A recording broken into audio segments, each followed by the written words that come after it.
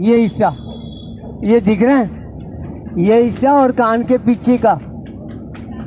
कभी भी इन नाड़ियों का हम ध्यान नहीं करते कि यहाँ से भी कोई नाड़ी की मालिश की जरूरत है और इसकी भी मालिश करो यहाँ से और यहाँ से। और एक दिन ये नसें दबकर आपको माइग्रेन पेन हो जाता है और वो कभी ठीक ही नहीं होता, मृत्यु तक भी ठीक नहीं होता। तो ये बड़ा ज़बरदस्त है कि हम इस बात का ध्यान करें। यहाँ भी कोई विशेष स्थान है जिसके सारे व्यायाम करते हैं, इसका व्यायाम हम भूल जाते हैं, कान के पीछे और गर्दन के पीछे। और एक स्थान और भूल जाते हैं, बहुत महत्वपूर्ण है और कोई भी ध्यान नहीं करता और ना कोई बताएगा और ना कोई बताता है। स्वामी रामदेव भी नहीं बताते हैं। वो बातें मैं आपको बताने जा रहा हूँ, थोड़ा ध्यान से सुनेंगे। डॉक्टर के पास जाते हो तो सबसे पहले बीपी शुगर की पूछने के बाद क्या पूछता है?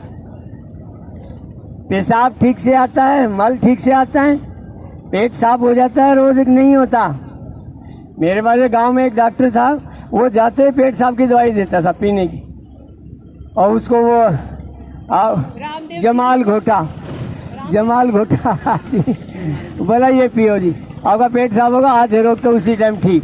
आपका पेट साफ नहीं हो रहा, आपका पेशाब ठीक से साफ नहीं हो रहा, आपका पेट ठीक नहीं हो। कैसा आता है? पेशाब में जलन तो नहीं है, पेशाब खुल के आता है, लैट्रिन खुल के आती है, साफ आती है? नहीं जी, 3 बार जाना पड़ता है, खाते ही भागना पड़ता है।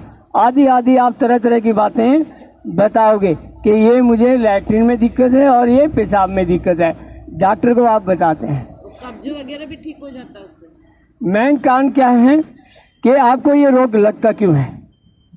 आप पायु और उपस्थ के बीच में 3 उंगल जगह होती है और यहाँ प्रोस्टेट कैंसर भी होता है 3 उंगल जगह में। और उसके दाएं बाएं साइड में कभी भी हम व्यायाम नहीं करते, जिसका एक व्यायाम है। तीसरा भाग जो हम करते हैं मरकट आसन का, उसमें व्यायाम होता है, बटरफ्लाई में व्यायाम होता है, और जब आप शशक आसन में व्यायाम होता है, और जब ताली बजाते हैं पैरों से सर्वांग आसन में, तब वहाँ व्यायाम होता है। और उससे भी ज़्यादा व्यायाम आपका मालिश से होता है।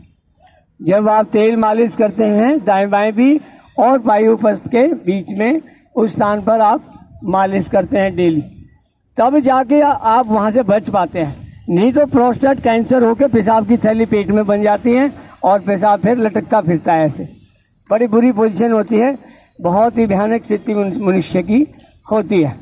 लेकिन जब ये हिस्सा और उसके साथ में ही कूल्हे छिड़ जाते हैं, कूल्हों को तो हम बांध लेते हैं और कूल्हे में ब्लड सर्कुलेशन नहीं होता और इसका व्यायाम भी भूल जाते हैं, और यहाँ से भी जाम होकर और सियाटिका आदि अनेक रोग हमें लग जाते हैं, हमें पता भी नहीं लगता रोग का कारण क्या है।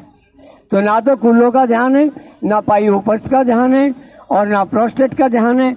वहाँ का व्यायाम का कोई ध्यान और ना कोई बताता है, ना रामदेव जी बताएंगे ना और कोई बताएगा। दोनों बात आज मैंने खास आपको ध्यान से बताई हैं, और जिसकी समझ में आ गई वो